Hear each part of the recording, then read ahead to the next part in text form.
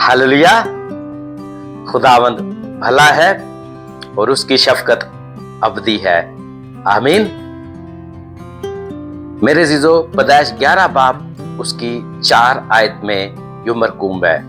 फिर वो कहने लगे कि आओ अपने वास्ते एक शहर और एक बुर्ज जिसकी चोटी आसमान तक पहुंचे बनाएं और यहाँ अपना नाम करें। ऐसा ना हो कि हम तमाम रुए जमीन पर प्रागंदा हो जाएं। मेरे अजीजों, मैं एक ऐसे बुर्ज या टावर की बात कर रहा हूं जिसने आसमान को तो छुआ मगर खुदा के दिल से गिर गया।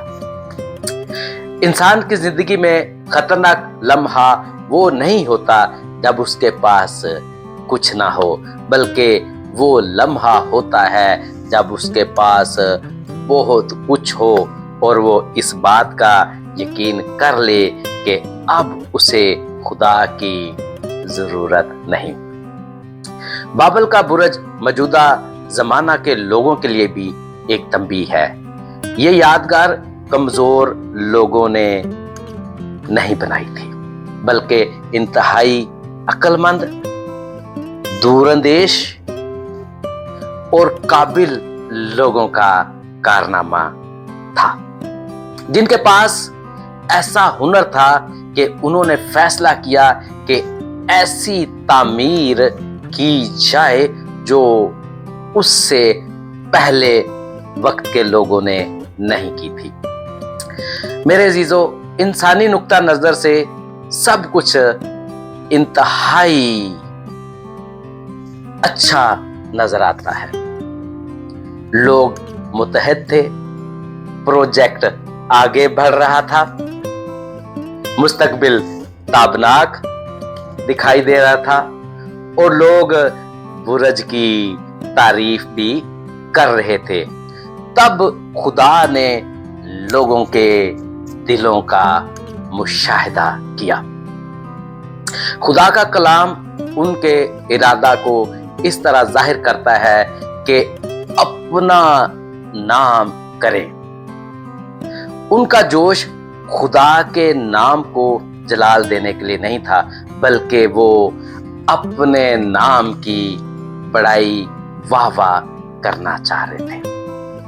मेरे अजीजों, सच्चाई ये है कि आज भी बहुत से लोग बुर्ज या टावर बना रहे हैं। कुछ अपने करियर का बुर्ज, कुछ अपने कारोबार का बुर्ज, कुछ अपनी शोहरत का बुर्ज बना रहे हैं। इनमें से कुछ भी गलत नहीं। सवाल यह है कि हम खुदा की मर्जी के मुताबिक क्या अपनी जिंदगी गुजार रहे हैं और लोगों को खुदा तक पहुंचाने के लिए उनकी रहनुमाई क्या हम कर रहे हैं। दुश्मन का सबसे मौसर हथियार गरूर है। ये लोगों के दिल में ख्याल डालता है कि वो सब कुछ कर सकते हैं। ये लोगों को अपनी काबिलियत पर ज्यादा भरोसा करने पर उकसाता है। इमसाल 16 बाब 18 आयत में लिखा है कि हलाकत से पहले तकब्बुर और जवाल से पहले खुदबीनी है। और बाबल का बुर्ज बनाने वालों के दिल में गरूर आ गया था और उनमें खुदबीनी समा गई थी, क्योंकि वो चाहते थे कि हम अपना नाम करें। लेकिन खुदावंद के कलाम में यूं लिखा हुआ है, याकूब 4 बाब उसकी 6 आयत में, खुदा मगरूरों का मुकाबला करता है मगर फरोतनों को तौफीक बख्शता है। और जो लोग बुर्ज बना रहे थे वो नहायत ही मगरूर थे। उन्होंने खुदा की कुदरत को अंडर एस्टिमेट किया और उन्होंने अपना नाम पैदा करना चाहा और वो नहीं चाहते थे कि उनका नाम रूहे जमीन से मिट जाए।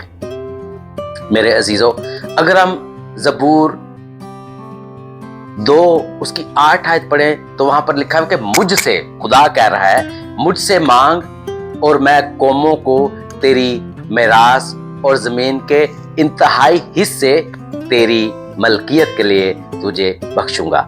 اور یہ بات بابل کے برج کو بنانے والے لوگ بھول چکے تھے کہ وہ خدا سے مانگتے، خدا سے وہ حکمت مانگتے، خدا سے وہ جو ہے قوت مانگتے، طاقت مانگتے، اور کہتے کیا ہے، خداوند ہم یہ جو برج بنا رہے ہیں یہ تیرے نام کے لیے ہے، تیری بڑھوتری کے لیے ہے۔ لیکن انہوں نے ایسا نہ چاہا، انہوں نے اپنا نام پیدا کرنا چاہا، اپنے نام کو قائم رکھنے کے لیے انہوں نے ایسا کرنا چاہا۔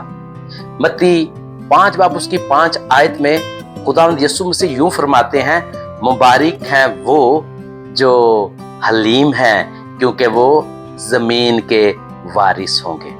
میرے عزیزو، خداوند یسوع مسیح ہمیں زمین کا وارث بنانا چاہتا ہے، اور اس وقت خدا باپ بھی ان کو زمین کا وارث بنانا چاہتا تھا، لیکن انہوں نے اپنے نام کو پیدا کرنا چاہا، اور وہ جو چاہتے تھے کہ ہم پراگندہ نہ ہوں وہ پراگندہ ہو گئے، جو چاہتے تھے کہ ہمارا نام مٹے ان کا نام مٹ گیا۔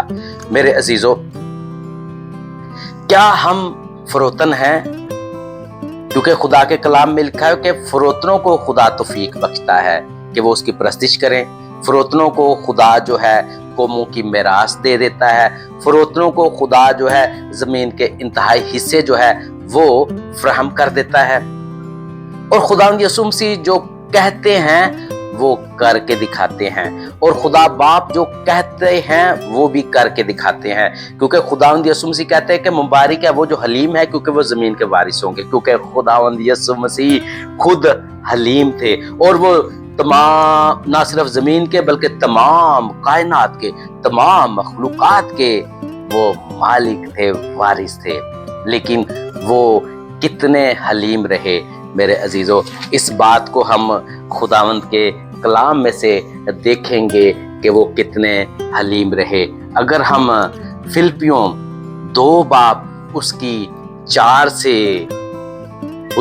فلپیوں 2 باب اس کی 6 سے 11 آیت پڑھیں تو یہاں پر خداوند کے کلام میں یوں مرقوم ہے، اس نے، جی ہاں خداوند یسوع مسیح نے، اگرچہ خدا کی صورت پر تھا،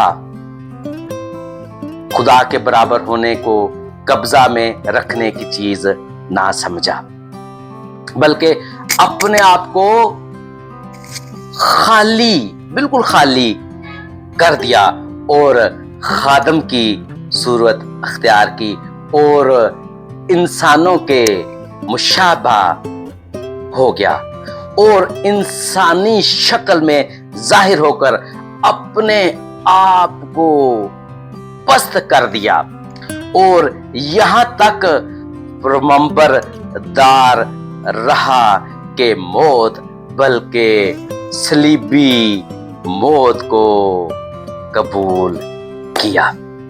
اسی واسطے خدا نے بھی اسے بہت سر بلند کیا، اور اسے وہ نام بخشا، جی ہاں، اور اسے وہ نام بخشا جو سب ناموں سے اعلیٰ ہے، جی ہاں، اسے وہ نام بخشا جو سب ناموں سے اعلیٰ ہے، تاکہ یسوع کے